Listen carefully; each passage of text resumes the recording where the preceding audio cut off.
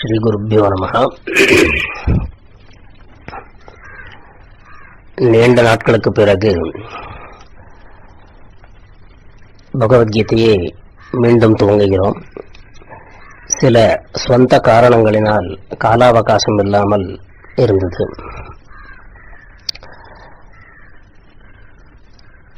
இருந்தாலும் பிரயத்தனங்கள், நல்ல காரியங்களுக்கு எத்தனை விக்னம் வந்தாலும் கூட அதை தளர விடாமல் நாம தொடரணும். ஸ்ரேயாம்சி பகுவிக்னானி என ஒரு வாச்சனம் உண்டு. நல்ல காரியங்களுக்குத்தான் தடங்கள் நிறைய வரும். அதுக்காக நாம பயப்படக்கூடாது, அஞ்சக்கூடாது. ஸ்ரேயாம்சி பகுவிக்னானி, நல்ல காரியங்கள் தொடங்கும் பொழுது நிறைய தடைகள் வரும். அதை தாண்டித்தான் நாமல் செல்ல வேண்டும். அப்படியாக இன்றைய பகவத்கீதை மீண்டும் ஆரம்பிப்போம். ஓம் ஸ்ரீகிருஷ்ணாய பரமாத்மனே நமஹ. பார்த்தாக பிரதிபோதிதாம் பகவதா நாராயணேன ஸ்வயம் வியாசேன கிரதிதாம் புராணமுனினா மத்தியே மகாபாரதம் அத்வைதாமிருதவர்ஷிணீம் பகவதீம் அஷ்டாதசாத்யாயினீம் அம்பத்வாம் அனுசந்ததாமி பகவத்கீதே பவத்வேஷிணீம். வசுதேவசுதம் தேவம் கம்சசாணூரமர்தனம் தேவகீ பரமானந்தம் கிருஷ்ணம் வந்தே ஜகத்குரும். இந்த பகவத்கீதைங்கிறது 18 அத்தியாயங்களை கொண்டது. ஒரு அத்தியாயங்களையும் சில பல ஸ்லோகங்களை கொண்டு இருக்கும். அத்தியாயங்கள் ஒன்றும் கூட அதுக்கு ஒரு யோகங்களை பேர் வச்சிருக்கா.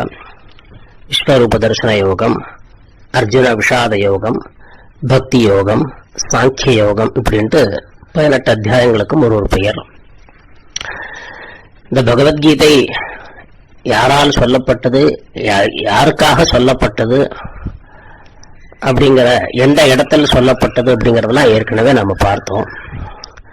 மகாபாரதம் அப்படின்னு ஒரு இதிகாசம் நடந்தது. இதி ஹ ஆச, இப்படி நடந்ததாமே, இப்படி நடந்தது, நிஜமாகவே துவாபர யுகத்துல இது நடந்தது. இப்ப நாம இருக்கிறது கலியுகம். இந்த துவாபர யுகத்துல நடந்த விஷயம்தான் இது.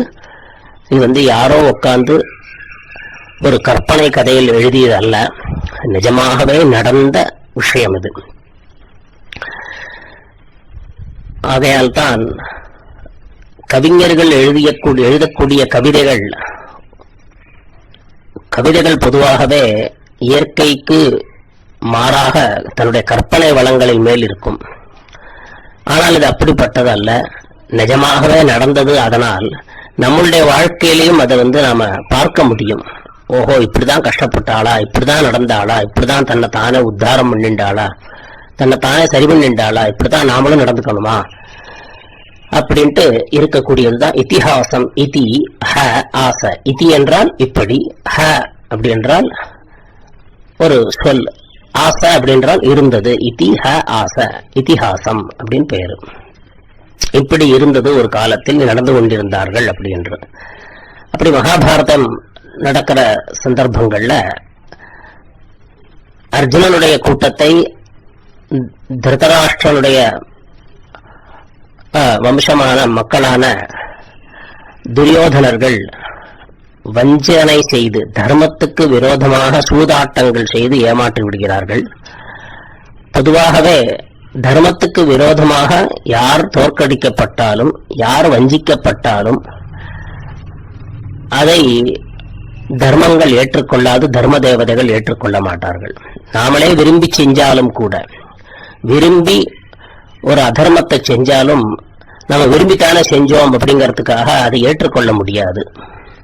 ஆகையால் யாருக்கு நீதி போய் சேர வேண்டுமோ அவளுக்கு தர்மம், நீதி போய் சேர வேண்டும். அநீதி இழைக்கப்பட்டால், அது அதர்ம மார்க்கத்தில் அநீதி இழைக்கப்பட்டால் அது தவறான செயல்தான் அது. அப்படியாக இந்த வஞ்சிக்கப்பட்ட அர்ஜுனனுக்கு சிறிது நிலம் கூட தரமாட்டேன் என்று சொல்லறாவா. அதுக்கு ஸ்ரீகிருஷ்ண பரமாத்மா போய் தூதராக போய் நின்று, அப்பா துரியோதனா, நீங்க இப்படி பண்ணினதெல்லாம் தப்பு, சொந்த பந்தங்களுக்குள்ள நம்ம அப்படி பண்ணக்கூடாது, யாருக்கிட்டையுமே நம்ம இப்படி ஏமாத்தி நம்ம பணத்தை பறிக்க கூடாது, ஏமாத்தி அவளை நம்ம தோக்கடிக்க கூடாது, தர்மத்துக்கு விரோதமாக செய்யக்கூடாது, மனுஷநேயமாக மனிதத்துவத்தோட நாம நடந்துக்கணும் அப்படின்னு எல்லாமோ தர்மங்களை சொல்லி பார்க்கிறார். கொஞ்சமாவது அவளுக்கு ஜீவனம் பண்றதுக்காவது சில இடங்களை கொடுத்து அவளுக்கு திருப்பி கொடுத்துருவாகிட்ட நீ அபகரிச்ச வஸ்துக்கள் எல்லாம் திருப்பி கொடுத்துருப்பா அப்படிங்கிறார். அந்த துரியோதனன் சபையிலையும் கூட நல்ல மனுஷாலாம் இருக்கா. பீஷ்மர், விதுரர், இப்படி நல்ல மனுஷாலாம் இருந்தும் கூட கொஞ்சம் கொஞ்சம் அங்கீகரிக்கிறா. ஆமாம், அதர்மம் இழைக்கப்பட்டிருக்கு, தப்புதான் அப்படின்ட்டு சொன்னாலும் கூட துரியோதனன் அதை ஏத்துக்கிறதுக்கு தயாராக இல்லை. கடைசியில யுத்தம் தான் வழி அப்படின்னு சொல்லிட்டு, ஏற்கனவே அவ க்ஷத்ரியாளாக இருக்கிறதுனால யுத்தம் பண்றதுக்கு அதிகாரியாகவும் இருக்கக்கூடிய ஜாதியில் பிறந்ததனால் தர்மத்தை நிலைநாட்டக்கூடிய கடமை அன்றைய மன்னர்கள் கையில் இருந்ததுனாலையும், இன்று பிரஜாபிரபுத்துவம் அப்படி நாமெல்லாம் யுத்தம் பண்ணப்படாது, அது ராஜாங்க நீதி ரீதியலாக யார் பிரஜைகளால் தேர்ந்தெடுக்கப்பட்டாரோ அந்த சட்டதிட்டங்கள் மூலமாகத்தான் நம்ம பிரச்சனைகளை தீர்த்துக்கலாமே தவிர்த்து நாம யுத்தம் பண்ணக்கூடாது. அப்படியாக அன்னைக்கும் கூட பிரஜைகள்லாம் யுத்தம் பண்ணலை. அந்த பிரஜைகளை பரிபாலனம் பண்ணின்றிருந்த மன்னர்கள் இருந்தக்கூடிய மன்னர்கள் குடும்பத்தினார்கள் அவர்கள் தர்மத்தை ஸ்தாபித்தார்கள். அப்படியாக அர்ஜுனனுக்கும் பஞ்சபாண்டவர்களுக்கும் துரியோதனனாக துஷ்டனாக இருக்கக்கூடிய துரியோதனனுக்கும் யுத்தம் தீர்மானம் பண்ணியாச்சு. யுத்த ரங்கத்துக்கும் வந்தாச்சு. கிருஷ்ண பரமாத்மாவுடைய சைன்யத்தினுடைய அந்த பலம், கிருஷ்ண பரமாத்மா பல சைன்யங்களுக்கு உண்டான பலத்தை பொருந்திய கிருஷ்ணன் பரமாத்மா அல்லவா, பகவான் அல்லவா. ஆனால் எத்தனையோ பேருக்கு புரியாது. அர்ஜுனனுடைய கூட்டத்துல பலம் ரொம்ப குறைவாகத்தான் இருந்தது, ஜனங்கள் ரொம்ப குறைவாத்தான் இருந்து. ஆனால் துரியோதனன் பட்சத்துல நிறைய யுத்த பட்டுக்கள்லாம் நிறைய இருக்கா. இருந்தாலும் கிருஷ்ண பரமாத்மா ஒரே ஒருத்தர் இருந்தாலும் கூட அது மகாபலிஷ்டமாக இருக்கும். அப்படி நீதியும் ஜெயிக்குங்கிறதுனால யுத்தம் ஆரம்பிக்கலாம்ங்கிற ஒரு கட்டம் வரும்பொழுது அர்ஜுனனுக்கு மனசுல ஒரு சஞ்சலம் வந்துடுறது. இடம் போனா போயிட்டு போறது, ஹிம்சையை பண்ணி எல்லாரையும் அழிச்சு கை காலெல்லாம் இழந்து, யுத்தம்னு வந்தாச்சுன்னா பல பேர் கை காலை இழந்துருவா, தலையை இழந்துருவா, உயிரை இழந்துருவா, ரத்த வெள்ளம் ஓடும். அப்படிலாம் ரத்த வெள்ளம் ஓடி துக்கமயமாகி பல பேரை ஹிம்சிச்சு, அப்படி என்ன நமக்கு வீடு வாசல் வேண்டி இருக்கு, நமக்கு வேண்டாம் கிருஷ்ணா, நான் அப்படியே நான் இருந்துட்டு போயிடுறேன், சன்னியாசம் கூட நான் வாங்கிட்டு போயிடுறேன் அப்படிங்கிறார். அது மட்டும் இல்லாம எதிர்பட்சத்துல எனக்கு நல்ல குருநாதர்களாக இருந்த பல நல்லவர்கள் இருக்கிறார்கள், சொந்த பந்தங்கள் இருக்கிறார்கள், நல்ல நண்பர்கள் இருக்கா. அவா யாரோ ஒருத்தர் 2 பேர் பண்ணின தப்புக்காக நான் பல 1000 பேர் நான் அடிக்கணும், துவம்சம் பண்ணணும், கொல்லணுங்கிற நிர்பந்தம் வந்திருக்கு. இது எனக்கு இந்த யுத்தமே வேண்டாம்னு மனசை சஞ்சலப்படுத்திக்கிறார். ஆனா கிருஷ்ண பரமாத்மாவோ அதர்மிஷ்டால் பிரஜாபிரபுத்துவம், அதர்மிஷ்டால் ராஷ்டிர பரிபாலனம் பண்ணினா பிரஜைகளுக்கு நல்லது நடக்காது, ரொம்ப ஆபத்தா போயிடும். எப்படியாவது இந்த அர்ஜுனன் மூலகமாக தர்மத்தை ஸ்தாபனம் பண்ணி, இந்த தர்மஸ்தாபனமாக இருக்கக்கூடிய விசாரங்கள் கலியுகத்துக்கும் கலியுகத்தில் உள்ள மனுஷாளுக்கும் போய் சேரணுங்கிறதுக்காக அர்ஜுனனை நிமித்தமாக வச்சு, அவனை ஒரு காரணமாக வச்சு நம்ம எல்லாருக்கும் அந்த உபதேசங்கள் சொல்றார். அந்த உபதேசங்கள் 18 அத்தியாயமாக இருந்தாலும் கூட நமக்கு தான் பல நாட்கள் பல வருஷங்கள் நமக்கு புரிஞ்சுக்கிறதுக்கு ஆகிறது. ஆனா அர்ஜுனன் ரொம்ப புத்திசாலி. துவாபர யுகத்துல எல்லாம் கூட சம்ஸ்கிருதம் சர்வசாமான்யமாக பேசிட்டு இருந்தா, சர்வசாமான்யமாக எல்லாருக்குமே மாத்ருபாஷையே சம்ஸ்கிருதம்ங்கிற அளவுக்கு இருந்தது. அவளுக்கு எல்லாருக்குமே சம்ஸ்கிருதம் ரொம்ப சுலபமாக புரியும். அப்படி 18 அத்தியாயங்களையும் கிருஷ்ண பரமாத்மா சொல்ல சொல்ல சொல்ல சொல்ல சொல்ல எந்த விளக்கமும் தேவையில்லை. அப்படியே சாமான்யமாக இப்ப நம்ம தமிழ்ல பேசினா எப்படி சாதாரணமா புரியறதோ அப்படி பகவத்கீதை ஸ்லோகங்கள் அவர் சொல்ல சொல்ல அர்ஜுனனுக்கு அப்படியே புரிஞ்சுடுத்து. அவருக்கு விஸ்வரூப தரிசனத்தையும் கொடுக்கிறார். பகவான் எப்படி எல்லா இடத்திலையும் வியாபிச்சுட்டு இருக்கார், ஒரே ஒரு பரமாத்மா லோகம் முழுவதும் எப்படி வியாபிச்சுட்டு இருக்காருங்கிற விஸ்வரூப தரிசனத்தையும் காமிக்கிறார். அப்படிப்பட்ட பகவத்கீதை நாம இப்ப கேட்டு இருக்கோம். பாக்கியம் இருக்கிறவாளுக்கு தான் பகவத்கீதையை முழுக்க முழுக்க முழுக்க முழுக்க கேட்க முடியும். எத்தனையோ பேர் இந்த அந்த குழுல இருந்து கணங்கள்ல இருந்து விட்டுட்டு போயிட்டு இருக்கா. நான் பார்த்துட்டு தான் இருக்கேன். யார் யாருக்கு பூர்வ ஜென்ம புண்ணியம் சுக்கிரதம் இருக்கோ அவெல்லாம் இருப்பாங்கிற நம்பிக்கையோட நல்ல நேரம் வரும்பொழுதுதான் நமக்கு நல்ல விஷயங்கள் கேட்கணும் அப்படின்ட்டு நமக்கு தோணும். கெட்ட விஷயங்கள்ல இருந்து நம்ம வெளியில வர்றது எப்போ அப்படின்னு கேட்டா, நமக்கு நல்ல நேரம் பிறந்தது அப்படிங்கறதோட அடையாளம் நல்ல விஷயங்கள்ல நம்ம திருடமாக உறுதித்தன்மையாக நம்ம இன்னைக்கு இல்ல நாளைக்கு பகவத்கீதை கிடைச்சிரும், இன்னைக்கு இல்ல நாளைக்கு பகவத்கீதை ஆரம்பிச்சிருவாருங்கிற உற்சாகத்தோட நம்ம இருந்துட்டு இருக்கணும். பகவான்கிட்ட நாமளும் பிரார்த்தனை பண்ணிக்கணும். நமக்கும் நமக்கு சொல்லித்தரக்கூடிய குருநாதருக்கும் நல்ல வழிகளை காட்டி அந்த பகவத்கீதையை நாம தெரிஞ்சுட்டு நம்ம குழந்தைகளுக்கும் கத்துக் கொடுக்கணும். அப்பதான் அந்த குழந்தைகள் தர்ம மார்க்கத்துல போவா, மனசு உடஞ்சு போமாட்டா, வாழ்க்கையில தோத்து போமாட்டா. எத்தனை தோல்விகள் வந்தாலும் துவண்டு மேல வந்து உட்கார்ந்து ஜம்முன்னு உட்கார்ந்து போவா. பிரத்தியாருக்கு துரோகம் பண்ண மாட்டா, வஞ்சனம் பண்ண மாட்டா, ஏமாத்த மாட்டா, பொறாமை வச்சுக்க மாட்டா. நம்மளுக்கும் கூட சங்கடங்கள் அப்பப்போ வாழ்க்கையில வரும்பொழுது போட்டி, பொறாமை, கோபங்கள், தாபங்கள், வெறுப்புகள்லாம் நம்ம மனசுலயும் வராம இருக்கும். அதுக்காக இந்த பகவத்கீதைங்கிற ஒரு பெரிய பிரம்மாஸ்திரத்தை நம்ம எப்போதும் நம்ம மனசுக்குள்ள தாரணம் பண்ணிக்கணும். இப்போ இன்னைக்கு நம்ம எங்க விட்டோமோ அங்கேருந்து ஆரம்பிப்போம். எங்க விட்டிருந்தோம் அப்படின்னு சொன்னா, அர்ஜுனனுக்கு கிருஷ்ண பரமாத்மா சொல்றார், மனசுங்கிறது சாதாரணம் அல்லப்பா, மனசு எப்போதும் சஞ்சலமாகத்தான் இருக்கும், அது அதனுடைய சுபாவம்.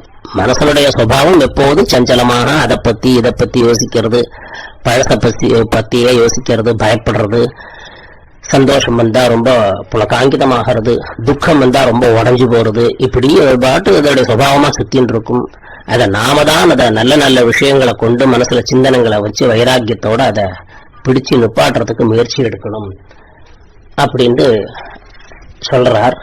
அந்த மனசுக்கு தீனி போடுறது, அந்த மனசுக்கு சஞ்சலம் காப்பாடுறதுக்கு காரணமாக இருக்கக்கூடியது இந்திரியங்கள் சொல்லக்கூடிய கண்ணு, மூக்கு, காது இத்தியாதிகள்.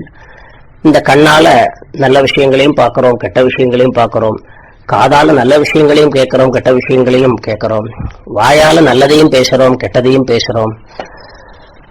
இப்படி இதெல்லாம் அந்த இந்திரியங்கள் மூலமாகத்தான், கண்ணு, மூக்கு, காது இத்தியாதிகள்லாம் இந்திரியங்கள் அப்படின்னு பேரு. இந்த இந்திரியங்கள் மூலமாகத்தான் மனசுக்கு நல்லது கெட்டதெல்லாம் போய் சேரறது. அத மனசு அதை பத்திரப்படுத்தி வச்சுண்டு அதை அப்படியே மிளக்கு போட்டு போட்டு மாடு அசை போடுற மாதிரி போட்டு போட்டு போட்டு துக்கத்தையும் அதிகப்படுத்திக்கிறது, வேதனையும் அதிகப்படுத்திக்கும். அதனால நாம என்ன பண்ணணும் அப்படின்னு கேட்டா, இது மனசனுடைய சுபாவம், நாம மனசு கிடையாது, நாமல் மனசு கிடையாது, நாம மனசை கட்டுப்படுத்தக்கூடிய ஒரு ஜீவாத்மா அப்படின்னு சொல்லிட்டு நாம தான் மனசை கட்டுப்படுத்தணும். மனம் என்னும் அந்த குழந்தையை நாம தான் கையால ஒரு கோல் வச்சுண்டு, நிகிரகம் அப்படிங்கக்கூடிய ஒரு ஆயுதங்களை வச்சுண்டு அந்த மனசை சமாதானப்படுத்தணும். மனசுக்கு பலியாயிடக்கூடாது அப்படிங்கிறது இந்த இடத்துல விஷயம். அடுத்தது கோபம் எப்படி வர்றது அப்படிங்கக்கூடிய விஷயம் அடுத்தாப்புல நம்ம பார்ப்போம். தியாயதோ விஷயான் பும்சஹ சங்கஸ்தேஷூபஜாயதே சங்காத் சஞ்சாயதே காமஹ காமாத் क्रोधोऽभिजायते தியாயதோ விஷயான் பும்சஹ சங்கஸ்தேஷூபஜாயதே. இந்த ஸ்லோகம் ரொம்ப அற்புதமான ஸ்லோகம், மேற்கொண்டு வரக்கூடியது. கோபம் எப்படி வருது, நமக்கு கோபம் வந்தா என்ன விளைவு ஆகும், அதனால நம்ம சரீரத்துக்கு என்ன பாதிப்பு, பிரத்தியாருக்கு என்ன பாதிப்பு, மனசுக்கு என்ன பாதிப்பு, புத்திக்கு என்ன பாதிப்பு, வாழ்க்கைக்கே என்னென்ன பாதிப்புகள் உண்டாகும் அப்படிங்கிறது சொல்லறார். தியாயதோ விஷயான் பும்சஹா, விஷயானு விஷயங்களை மனசுக்குள்ள தியாகதா சிந்தனம் பண்ணி பண்ணி பண்ணி பண்ணி அங்க போனேன் இங்க போனேன், அவா இப்படி சொன்னா, இவா இப்படி சொன்னா, அவா இப்படி நடந்துண்டா, இவா அப்படி நடந்துண்டா, அவா இப்படி எனக்கு துரோகம் பண்ணிட்டா, அவா இப்படி ஏமாத்திட்டா, அவா இப்படி எனக்கு திட்டா, அங்க போனா நன்னா இருக்குமே, இங்க போனா நன்னா இருக்குமே, அது எனக்கு கிடைச்சா நன்னா இருக்குமே, அதை நான் இழந்துட்டேனே அப்படின்ட்டு மனசு சிந்தனம் பண்ணி பண்ணி பண்ணி பண்ணி ஆலோசனை பண்ணி பண்ணி பண்ணி பண்ணியே விஷயங்களை திருப்பி திருப்பி திருப்பி திருப்பி சிந்தனம் பண்ணி அதுல ஒரு ஈடுபாடு வந்துடுறது. அதுல எப்படியாவது நம்ம அதை அடைஞ்சே ஆகணும், அதை செஞ்சே ஆகணும் அப்படிங்கக்கூடிய ஒரு ஈடுபாடு வந்துடுறது. சங்கஸ்தேஷு உபஜாயதே, சங்கஹா தேஷு உபஜாயதே. இந்த சிந்தனங்களில் மனசுல ஓடக்கூடிய இந்த சிந்தனையில தன்னை அறியாமலேயே ஒரு ஈடுபாடு வந்துடுறது. தன்னை அறியாமலேயே ஒரு ஈடுபாடு, ஒரு சங்கம் வந்துடுறது. சங்கம் என்றால் ஈடுபாடு, ஒரு பிணைப்பு அப்படி வந்துடுறது.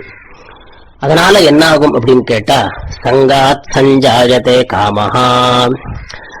எப்போது நமக்கு ஒரு விஷயத்துல ஈடுபாடு வர்றதோ, அது வேணுங்கக்கூடிய மனோபாவனை வர்றதோ, இது வேணும், இப்படி நடந்துக்கணும், அவ அப்படி நடந்துக்கணும், இப்படி இருந்தா நன்னா இருக்குமே, இது கிடைச்சா நன்னா இருக்குமே, ஏன் இப்படி ஏன் பேசக்கூடாது, இப்படி பேசினா நன்னா இருக்குமே, இப்படி செஞ்சா நன்னா இருக்குமே, இத்தனை கொடுத்தா நன்னா இருக்குமே அப்படின்னு சொல்லிட்டு ஒரு மனசுக்குள்ள ஆசை வருது, எதிர்பார்ப்புகள் வருது. இந்த எதிர்பார்ப்புகள் தான் நமக்கு சங்காத்து சஞ்சாயத்தே காமஹா. யார் யார்கிட்ட நம்ம சங்கம் வச்சுக்கிறோமோ, ஈடுபாடு வச்சுக்கிறோமோ, அவாகிட்ட நமக்கு எதிர்பார்ப்புகளும் கூடவே வந்துடுறது. இப்ப நம்ம யாரையுமே பார்க்கல வச்சுக்கோங்க, வாழ்க்கையில அவா மேல நமக்கு ஆசையோ அவாகிட்ட ஒரு எதிர்பார்ப்போ வரப்போறது கிடையாது. யார்கிட்ட பழகிறோமோ அந்த பழகிற மனுஷா கிட்ட தான் நமக்கு எதிர்பார்ப்பு வருது. அவன் இப்படி செஞ்சிருக்கலாமே, அவன் இப்படி பேசியிருக்கலாமே, அவன் இதை எனக்கு கொடுத்துருக்கலாமே, அதை அவன் செஞ்சு கொடுத்துருக்கலாமே அப்படின்னு ஒரு எதிர்பார்ப்புகள் வருது. இதுக்கு பேர் தான் காமம் அப்படின்னு பேரு. ஆசை, எதிர்பார்ப்பு, இதுக்கு பேரு காமம் அப்படின்னு பேரு. கமுகாந்தம்னு பேரு. காமம் என்று சொன்னால் ஸ்திரீ காமம் மட்டுமே அல்ல, பொருள் காமம், பதவி காமம், கீர்த்தி காமம், இப்படின்ட்டு ஆசைகள் பலவிதம். தனக்கு நல்ல பேர் கிடைக்கணும், தனக்கு ஏதாவது ஒரு பதவி கிடைக்கணும், தனக்கு பணம் கிடைக்கணும், பொருள் கிடைக்கணும், இடம் கிடைக்கணும், போட்டியில ஜெயிக்கணும், இப்படின்ட்டு அந்த ஆசைகள் இருக்கு. இது உருவாகிறது. அந்த ஆசைகள் நிறைவேறலைங்கிற பட்சம் ஆகும் பொழுது நாம நினைச்சதெல்லாம் நடந்துடாது. லோகத்துல கண்டிப்பா சில நடக்கும், சில நடக்காது, சில விபரீதமாக நடக்கும். தலைகீழா மாறி போய் என்னத்தையோ நினைக்க போய் என்னத்தையோ நடந்துரும். இப்படி காமாத் குரோதோபிஜாயதே, இந்த ஆசைகள் எதிர்பார்ப்புகள் வர்றதுனால அந்த எதிர்பார்ப்பு நடக்காத பட்சத்தில் அல்லது விபரீதமாக நடக்கும் பட்சத்தில் குரோதம் தன்னைத்தானே வந்துடுறது. நான் எவ்வளவோ எதிர்பார்த்தேன் அவங்கிட்ட, அவன் இப்படி ஏமாத்திட்டானோட கோபம் தன்னைத்தானே சரீரத்துல மனசுக்குள்ள தவக்கல கோபம் உருவாகும். அதான் சொல்றார் சங்காது. நாம பழக்கம் அதிகமாக வச்சுக்கிறதுனால, பழக்கம் ஸ்நேகம் வச்சுக்கிறதுனால எதிர்பார்ப்புகள் ஆசைகள் உருவாகிறது. இந்த ஆசைகள் நிறைவேறாத பொழுது கோபம் தன்னைத்தானே மனசுக்குள்ள உருவாகிறது. கோபம், வெறி இதெல்லாம் மனசுக்குள்ள வந்துடும். காமாத் குரோதோபிஜாயதே, இந்த எதிர்பார்ப்புகள்ங்கிறதுனால குரோதம் உருவாகிறது, கோபம் உருவாகிறது. குரோதாத் பவதி சம்மோஹः, சம்மோஹாத் ஸ்மிருதி விப்ரமः, ஸ்மிருதி பிரம்சாத் புத்திநாசः, புத்திநாசாத் பிரணஷ்யதி. குரோதாத் பவதி சம்மோஹः, கோபம் தலைக்கேறிடுத்து அப்படின்னு சொன்னா என்ன பேசுறோம் தெரியாது, வாய்க்கு வந்தபடியெல்லாம் பேசிடுவோம். அது நாளைக்கு என்ன விபரீதமாகும், அவ எப்படி புரிஞ்சுப்பா, இதனால பின்விளைவுகள் என்ன ஆகும், என்னென்ன நஷ்டமாகும், என்னென்ன ஆபத்துகள் வரும் அப்படிங்கிறதையே அந்த மனசு யோசிக்காது. கோபத்துல என்னெல்லாமோ பேச ஆரம்பிச்சிடும், எதெல்லாமோ போட்டு உடைக்கும், துவம்சம் பண்ணும், அடிக்கணும் தோணும், வெட்டணும் தோணும், குத்தணும் தோணும், வெறுத்துடும். கண்ணு முன்னு தெரியாது, சின்னவா பெரியவா பார்க்காது, அவன் என்ன படிச்சிருக்கான்னு பார்க்காது, அவனுடைய தகுதி என்ன பார்க்காது. அந்த கோபம்ங்கிறது கண்ணை மூடிடும், கோபம்ங்கிறது கண்ணை மூடிவிடும். குரோதாத் பவதி சம்மோகா, அந்த கோபத்தினால என்ன ஆகும் அப்படின்னு கேட்டா சம்மோகா. சம்மோகான்னு அப்படின்னா ஒரு மதி மயக்கம், மோக வைச்சித்தியே அப்படிங்கிறார். மோகான்னு அர்த்தம், மோகம் அப்படின்னா என்ன பண்றோம்ட்டே தெரியாது புத்தி. புத்தி தன்னிலை இழந்து விடும், புத்தி தன்னிலையை இழந்து விடும். ஏன், எதற்கு, எப்படி, இதனால் என்ன ஆகும், இது இல்லைன்னா என்ன ஆகும், ஆனா ஆயிட்டு போறதுங்கிற நிதானத்தை இழந்துரும். நிதானத்தை இழந்து புத்தி தடுமாற ஆரம்பிச்சிரும். இதுக்கு பேரு சம்மோகம்னு பேரு. எவ்வளவு பெரிய புத்திசாலியாக இருந்தாலும் கூட சம்மோகம்னு ஒண்ணு வந்துருத்து புத்திக்குள்ள. அப்படி கோபத்தினால வரக்கூடிய சம்மோகம் வந்துருத்துன்னா தன்னிலையை இழந்து விடுவான், தன்னுடைய கட்டுப்பாட்டை புத்தியானது இழந்து விடும். சம்மோகா ஸ்மிருதி விப்ரமஹா. அடிக்கடி இப்படி சம்மோகத்துக்கு, கோபத்துக்கும், கோபத்தினால புத்தி மயக்கத்துக்கும் ஒரு மனுஷன் ஆளாயிட்டான் அப்படின்னா அவனுக்கு ஸ்மிருதி பிரமஹா, ஸ்மிருதி விப்ரமஹா, ஸ்மிருதி விப்ரமதின்னு பேரு. ஸ்மிருதி என்றால் ஞாபக சக்தி, ஸ்மிருதி என்றால் ஸ்மரணம், ஞாபக சக்தி. இந்த ஞாபக சக்தியை அவர் இழந்துடுவான். குழப்பம் வர ஆரம்பிச்சிடும். தான் என்ன பண்றோம், யாருக்கிட்ட பேசுறோம், என்ன பண்ண போறோம் அப்படிங்கக்கூடிய இதெல்லாம் இந்த ஸ்மிருதி ஸ்மரணம்ங்கிறது ஞாபக சக்தியை இழந்துருவான். ஞாபக சக்தி குறைஞ்சு போயிடும். புத்தியினுடைய சக்தி நாளுக்கு நாள் குறைஞ்சுட்டே வந்துடும். ஸ்மிருதி விப்ரமஹா ஸ்மிருதி பிரம்சாத் புத்திநாசா. ஸ்மிருதி பிரம்சம் மட்டும் ஒரு மனுஷனுக்கு வந்துடுத்து, ஸ்மரணம் புத்தியில ஸ்மரண சக்தி ஞாபக சக்தி குறைஞ்சுடுத்து அப்படின்னு சொன்னா அவனுக்கு சீக்கிரமாக புத்திநாசகா, பைத்தியம் பிடிச்சிரும், இல்ல மனநோயாளி ஆயிடுவான். மன நோய் வந்துடும், இல்லைன்னா அவனுக்கு பைத்தியம் பிடிச்சிரும், இல்லைன்னா புத்தியுடைய ஒரு தன்னிலையை இழந்து அவன் வாழ்க்கையவே கொஞ்சம் முன்ன பின்ன ஆயிடும். ஸ்மிருதி பிரம்சாத் புத்திநாசகா, புத்திங்கிறத ரொம்ப குறைஞ்சு போயிடும். எவ்வளவு பெரிய திறமசாலியாக இருந்தாலும் கூட இந்த பற்றுதல் வைக்கிறது, பற்றுதல் மூலமாக எதிர்பார்ப்புகள் வைக்கிறது, எதிர்பார்ப்புகள் நிறைவேறாம இருக்கிறதுனால கோபத்துக்கு ஆளாகிறது, இதுக்கெல்லாம் இடமே கொடுக்கப்படாது. இன்னைக்கு என்ன நடக்கிறதோ ஈஸ்வர சித்தம், நாளைக்கு என்ன நடக்கிறதோ ஈஸ்வர சித்தம். நடந்ததுங்கிறதுக்காக ரொம்ப ஆசை, ரொம்ப சந்தோஷப்படுறது, நடக்கலைங்கிறதுக்காக வருத்தப்படுறது ரெண்டுமே கூடாது. முயற்சியை மட்டும் நம்ம எடுத்துட்டு இருக்கணும். ஸ்மிருதி பிரம்சாத் புத்திநாசா, புத்திநாசாத் பிரணஷ்யதி. புத்திநாசம் ஆயிடுத்து அப்படின்னு சொன்னா பிரணஷ்யதி. அதுக்கப்புறம் மனநோய் தத்துவ நிபுணர் வைத்தியன்ட்ட போறேன், மாத்திரை சாப்பிடுறேன், ஊசி போட்டுக்கிறேன், அப்புறம் அந்த கோவிலுக்கு போறேன், இந்த கோவிலுக்கு போறேன், பரிகாரம் பண்றேன், புத்தி ஏதோ பைத்தியம் பிடிச்சிருத்தோ அப்படின்னு சொல்லி சுத்தி பிரயோஜனம் இல்லை. இதை நம்ம என்ன பண்ணணும், ஆரம்ப கட்டத்திலேயே புத்தி கெட்டு போறதுக்கு, பைத்தியம் பிடிக்கிறதுக்கு ஹேத்துவாக இருக்கக்கூடிய ஆசைகள், பற்றுதல்கள், எதிர்பார்ப்புகள் இதெல்லாம் நம்ம குறைச்சுட்டே வரணும். குறைச்சுட்டே ஈஸ்வரார்ப்பண புத்தி, பகவான் தான் எல்லாத்தையும் செய்யறார், நம்மளுடைய கர்ம வினைக்கு இவ்வளவுதான் கிடைக்கும், இப்படிதான் நடக்கும் அப்படிங்கிற ஒரு திருப்தியோட மனசை நாம கட்டுப்படுத்திக்கணும். ராகத்வேஷ வியுக்தைஸ்து விஷயான் இந்திரியைஸ்சரன் ஆத்மவஸ்யைர் விதேய ஆத்மா பிரசாதம் அதிகச்சதி. யாரு இப்படி மனசை கட்டுப்படுத்திண்டு வெறுப்புகளுக்கு பலி ஆகாமல், எதிர்பார்ப்புகளை வாழ்க்கையில வச்சுக்காமல், பிரத்தியார்கிட்ட ஒரு மோகம் கொள்ளாமல், அவன் இப்படி நடந்துக்கணும், இவன் இப்படி நடந்துக்கணும், அப்படி பேசணும், அது செய்யணும், அது செய்யலைன்னா கோபம் வரும், இப்படின்னா எந்த ஒரு எதிர்பார்ப்புமே இல்லாமல் இருந்துட்டான் அப்படின்னு சொன்னா ராகத்வேஷ வியுக்தைஸ்து. பற்றுதல் வைக்கிறதும் தப்பு, யார்கிட்டையும் பழகாம இருக்கிறதும் பேசாம இருக்கிறதும் எல்லார்கிட்டேருந்தும் ஒதுங்கி வாழறதும் தப்பு. அதிகமாக பற்றுதல் வைக்கிறதும் தப்பு, எல்லாரையும் வெறுத்து ஒதுக்கி தூஷிச்சுண்டு துவேஷப்பட்டு அதுவும் தப்புதான். ராகத்வேஷ வியுக்தைஸ்து, இந்த ரெண்டுமே இல்லாம விஷயான் இந்திரியைஸ்சரன், இந்த மனசுகளை கண்ணு மூக்கு காதுகள் இது போகத்துக்கு நுழைக்க விடாமல், ஆத்மவஸ்யைர் விதேயாத்மா, தன்னுடைய கட்டுப்பாட்டுக்குள்ள யார் வச்சுக்கிறாளோ, மனச தன்னுடைய கட்டுப்பாட்டுக்குள்ள வச்சுக்கணும். இங்க போகக்கூடாது, இது மேல அளவுக்கு அதிகமா எதிர்பார்க்கப்படாது, இப்படின்னு தன்னுடைய கட்டுப்பாட்டுக்குள்ள யார் வச்சுக்கிறானோ அவன்தான் பிரசாதம் அதிகச்சதி. பிரசாதம் என்று சொன்னால் இந்த இடத்துல என்ன அர்த்தம், மன தெளிவு, மனசனுடைய ஒரு தெளிவு, சுத்தமான மனசு, ஆனந்தமான ஒரு மனசு, தெளிவா இருக்கும் மனசு, சுத்தமா இருக்கும். எந்த ஒரு சஞ்சலமும் இல்லாம நம்ம ஆழமா தூங்கும் பொழுது எப்படி ஒரு நல்ல தீர்க்கமா தூங்கிட்டு இருக்கோம், நல்ல தூக்கம், எதுவுமே உலகமே நமக்கு மறந்து போயிடும். அப்ப மனசு எப்படி ஒரு சாந்தமாக சமாதானமாக இருக்குமோ அந்த மாதிரி ஒரு மனசு நமக்கு ஒரு பிரசாதம்னு பேர் இருக்கு. பிரசாதம் அதிகச்சதி, அந்த தெளிவான மனசு அவனுக்கு கிடைச்சிரும். பிரசாதே சர்வதுக்கானாம் ஹானிரஸ்யோபஜாயதே பிரசன்ன சேதசோஹ்யாசு புத்தி பர்யவதிஷ்டதே.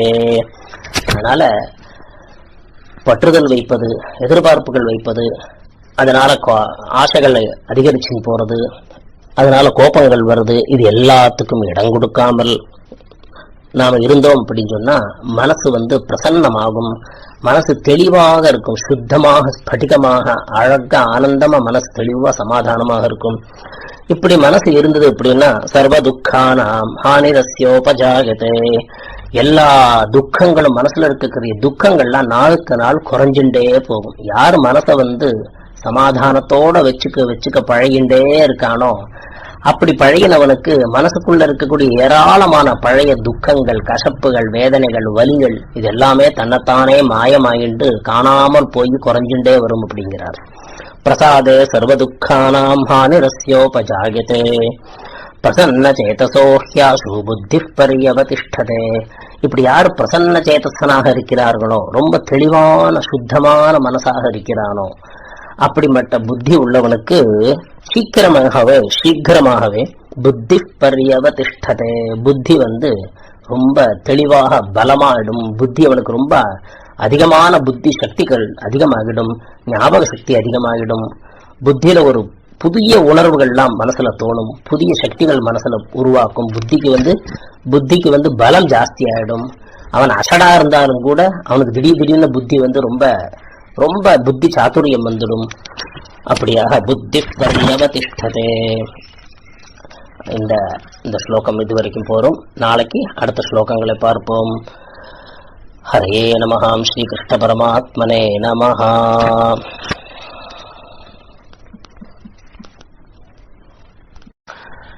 ஸ்ரீ குருப்யோ நமஹ. நீண்ட நாட்களுக்கு பிறகு பகவத்கீதையை மீண்டும் துவங்குகிறோம். சில சொந்த காரணங்களினால் காலாவகாசம் இல்லாமல் இருந்தது.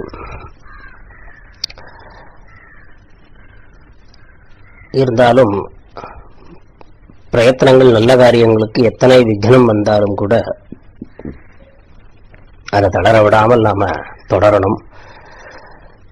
ஸ்ரேயாம்சி பகுவிக்னானி என ஒரு வாச்சனம் உண்டு. நல்ல காரியங்களுக்குத்தான் தடங்கள் நிறைய வரும். அதுக்காக நாம பயப்படக்கூடாது, அஞ்சக்கூடாது. ஸ்ரேயாம்சி பகு விக்னானி, நல்ல காரியங்கள் தொடங்கும் பொழுது நிறைய தடைகள்